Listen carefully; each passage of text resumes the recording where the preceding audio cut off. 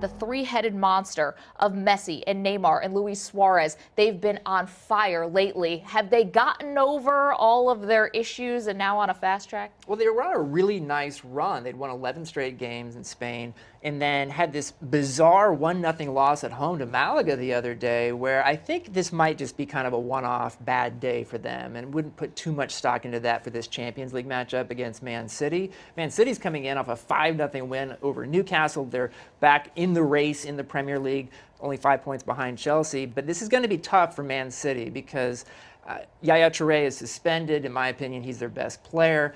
Barcelona has a real chance to dominate the midfield in this game. And you could also argue that Man City might even have a little more focus on the Premier League race right now than Champions League. And so they need to get a good result. I don't think either defense in this matchup is that great right now. So we could see a lot of goals. Definitely the marquee matchup, though, this week. Yeah, certainly. People were shocked by that Malaga score. Almost one you could weirdly overlook. It's either something or it's nothing. We'll have to wait and see. Let's move on, because Dortmund is a really interesting case, because when you look at how they've done in Bundesliga, they've really been struggling. Yeah, yet they are a threat in Champions League and they've been very strong. How do you explain this? And then looking at their match against Juventus, who's been largely untested in Italy, how do you think they match up? Well, this is a fascinating game, I think, because it's really hard to know what kind of Dortmund you're going to get, because they have been horribly bad in the Bundesliga this year. And it's a lot of the stuff, part of it is bad luck, I think. If you look at it, like where they would be expected based on expected goals,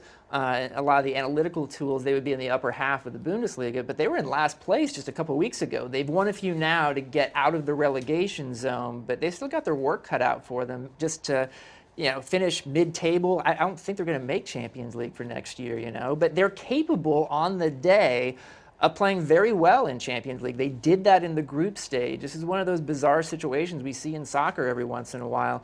And I think Juventus is a team that right now is cruising in Italy, and they haven't been tested a ton. So we'll see what happens here, because I'd kind of like to see an Italian team make a deep run in Champions League that we haven't seen as much in recent years. Yeah, Juve. We'll see if that is indeed the case. The round of 16 has been an Achilles heel for Arsenal. The last 4 seasons, they have been ousted in this round.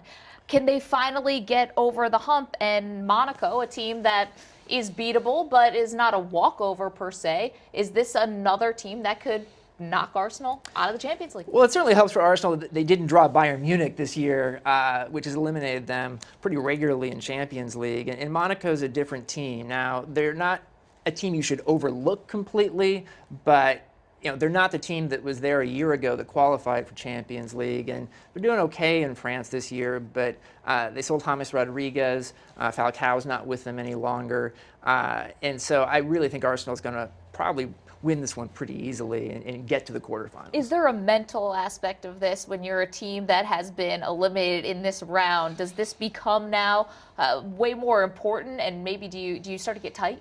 Potentially, I mean, Arsenal right now is in pretty good form in the Premier League. They're up to 3rd place now.